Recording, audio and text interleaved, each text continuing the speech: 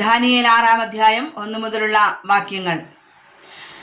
രാജ്യമൊക്കെയും ഭരിക്കേണ്ടതിന് രാജ്യത്തിന്മേൽ 120 പ്രധാന ദേശാധിപതികളെയും അവരുടെ മേൽ 3 അധ്യക്ഷന്മാരെയും നിയമിപ്പാൻ ദാര്യാവേശിന് ഇഷ്ടം തോന്നി. ഈ മൂവരിൽ ദാനിയേൽ ഒരുവനായിരുന്നു. രാജാവിന് നഷ്ടം വരാതിരിക്കേണ്ടതിന് പ്രധാന ദേശാധിപതികൾ ഇവർക്ക് കണക്ക് ബോധിപ്പിക്കേണ്ടതായിരുന്നു.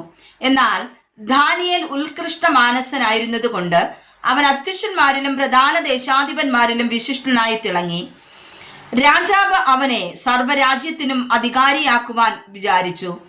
ആകയാൽ അധ്യക്ഷന്മാരും പ്രധാന ദേശാധിപന്മാരും രാജ്യം സംബന്ധിച്ച് ദാനിയേലിന് വിരോധമായി കാരണം കണ്ടെത്തുവാൻ അന്വേഷിച്ചു. എന്നാൽ യാതൊരു കാരണവും കുറ്റവും കണ്ടെത്തുവാൻ അവർക്ക് കഴിഞ്ഞില്ല. അവൻ വിശ്വസ്തനായിരുന്നത് കൊണ്ട് ഒരു തെറ്റും കുറ്റവും അവനിൽ കണ്ടെത്തിയില്ല. അപ്പോൾ ആ പുരുഷന്മാർ, നാം ഈ ദാനിയേലിന്റെ നേരെ അവന്റെ ദൈവത്തിന്റെ ന്യായപ്രമാണം സംബന്ധിച്ചുള്ളതല്ലാതെ മറ്റൊരു കാരണവും കണ്ടെത്തുകയില്ല എന്ന് പറഞ്ഞു.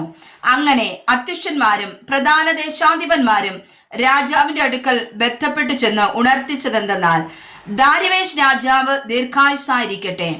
രാജാവെ, 30 ദിവസത്തേക്ക് തിരുമേനിയോടല്ലാതെ യാതൊരു ദേവനോടോ മനുഷ്യനോടോ ആരെങ്കിലും അപേക്ഷ കഴിച്ചാൽ അവനെ സിംഹങ്ങളുടെ ഗുഹയിൽ ഇട്ടുകളയും എന്നൊരു രാജനിയമം നിശ്ചയിക്കുകയും ഖണ്ഡിതമായ ഒരു വിരോധം കൽപ്പിക്കുകയും ചെയ്യണമെന്ന് രാജ്യത്തിലെ സകല അധ്യക്ഷന്മാരും സ്ഥാനാപതികളും പ്രധാന ദേശാധിപന്മാരും മന്ത്രിമാരും ദേശാധിപന്മാരും കൂടി ആലോചിച്ചിരിക്കുന്നു.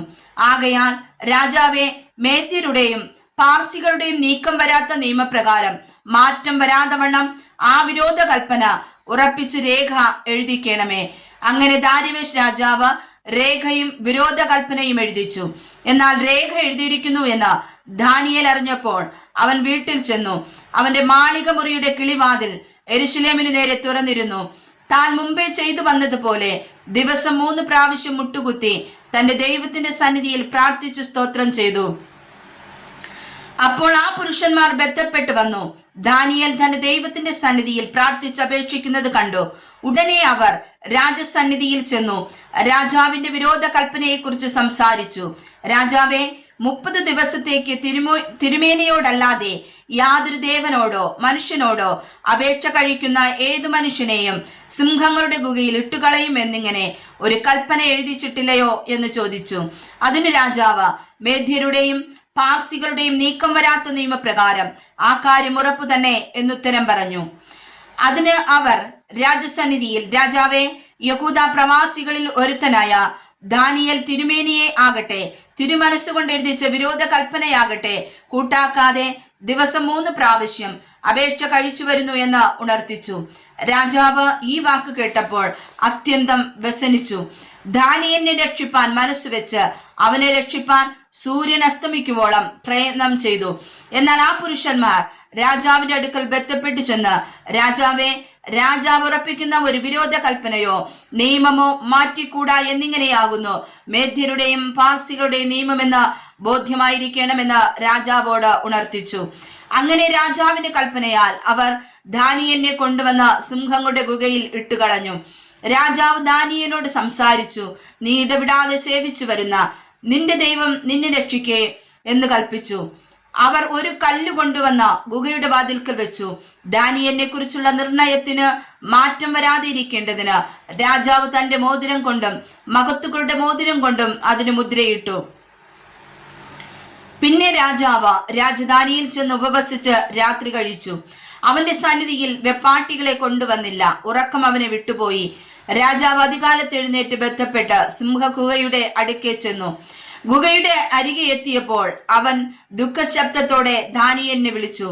രാജാവ് ദാനിയേലിനോട് സംസാരിച്ചു. ജീവനുള്ള ദൈവത്തിന്റെ ദാസനായ ദാനിയേലേ, നീ ഇടവിടാതെ സേവിച്ചു വരുന്ന നിന്റെ ദൈവം സിംഹങ്ങളിൽ നിന്ന് നിന്നെ രക്ഷിപ്പാൻ പ്രാപ്തനായോ എന്ന് ചോദിച്ചു. ദാനിയേൽ രാജാവിനോട്, രാജാവ് ദീർഘായുസ്സായിരിക്കട്ടെ. സിംഹങ്ങൾ എനിക്ക് കേടുവരുത്താതിരിക്കേണ്ടതിന് എന്റെ ദൈവം തന്റെ ദൂതനെ അയച്ച് അവയുടെ വായ് അടച്ചു കളഞ്ഞു. അവന്റെ സന്നിധിയിൽ ഞാൻ കുറ്റമില്ലാത്തവൻ. രാജാവെ, തിരുമുമ്പിലും ഞാനൊരു ദോഷവും ചെയ്തിട്ടില്ല എന്നുണർത്തിച്ചു. അപ്പോൾ രാജാവ് അത്യന്തം സന്തോഷിച്ചു. ദാനിയേലിനെ ഗുഹയിൽ നിന്ന് കയറ്റുവാൻ കൽപ്പിച്ചു.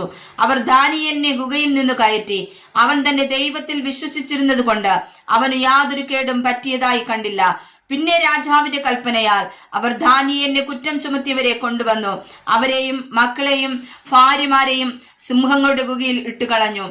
അവർ ഗുഹയുടെ അടിയിൽ എത്തും മുമ്പേ സിംഹങ്ങൾ അവരെ പിടിച്ചു, അവരുടെ അസ്ഥികളൊക്കെയും തകർത്തു കളഞ്ഞു. അന്ന് ദാരിവേശ് രാജാവ് സർവ്വഭൂമിയിലും അധിവസിക്കുന്ന സകല വംശങ്ങൾക്കും ഭാഷക്കാർക്കും എഴുതിയതെന്തെന്നാൽ, നിങ്ങൾക്ക് ശുഭം വർദ്ധിച്ചു വരട്ടെ. എന്റെ രാജാധിപത്യത്തിൽ ഉൾപ്പെട്ട ഏവരും ദാനിയേലിന്റെ ദൈവത്തിന്റെ മുമ്പാകെ ഭയഭക്തിയോടെ ഇരിക്കണമെന്ന് ഞാനൊരു തീർപ്പ് കൽപ്പിക്കുന്നു. അവൻ ജീവനുള്ള ദൈവവും എന്നേക്കും നിലനിൽക്കുന്നവനും അവന്റെ രാജ്യത്വം നശിച്ചു പോകാത്തതും അവന്റെ ആധിപത്യം അവസാനം വരാത്തതും ആകുന്നു. അവൻ രക്ഷിക്കുകയും വിടുവിക്കുകയും ചെയ്യുന്നു. അവൻ ആകാശത്തിലും ഭൂമിയിലും അടയാളങ്ങളും അത്ഭുതങ്ങളും പ്രവർത്തിക്കുന്നു. അവൻ ദാനിയേലിനെ സിംഹവായിൽ നിന്ന് രക്ഷിച്ചിരിക്കുന്നു. എന്നാൽ ദാനിയേൽ ദാരിവേശിന്റെ വാഴ്ചയിലും പാർസി രാജാവായ കോരേശിന്റെ വാഴ്ചയിലും ശുഭപ്പെട്ടിരുന്നു.